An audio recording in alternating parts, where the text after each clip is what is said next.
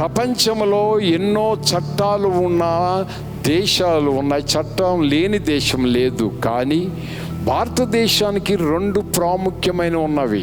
ఒకటి ఏమిటంటే ప్రపంచంలో అతి పెద్ద ప్రజాస్వామ్య దేశం. రెండవ ప్రాముఖ్యత ఏమిటంటే రాజకీయముగా ప్రపంచంలో ఉన్న రాజ్యాంగంలో అతి పెద్ద రాజ్యాంగం ఉన్నది భారతదేశమే.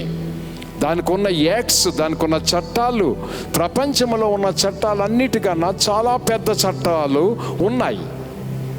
ఈ 2 ఎందుకు ఉన్నాయి అని మనం ఆలోచించినప్పుడు ఈ చట్టం, ఈ రాజ్యాంగం వీటన్నిటిని ఎందుకు కల్పించారంటే నీ స్వతంత్రం ఎదటి వాణ్ణి గాయపరచకూడదు, నీ స్వతంత్రము ఎదటి వానికి హాని చేయకూడదు.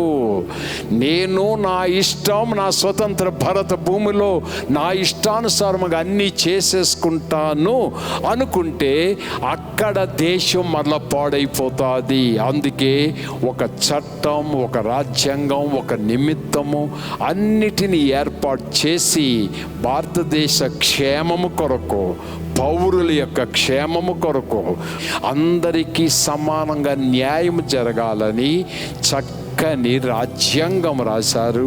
వీటన్నిటిలోనూ నాకు ఆధ్యాత్మికంగా చూసినప్పుడు ఏమిటి మన ఆధ్యాత్మిక జీవితంలో మనకి భద్రత, ఏది మనకు ఆధ్యాత్మిక జీవితంలో freedom, what is freedom in our spiritual life? మన ఆధ్యాత్మిక జీవితంలో ఫ్రీడమ్ ఏమిటి? పాపము నుండి విడుదల పొందడము, పాపము నుండి క్షమించబడము ఫ్రీడమ్.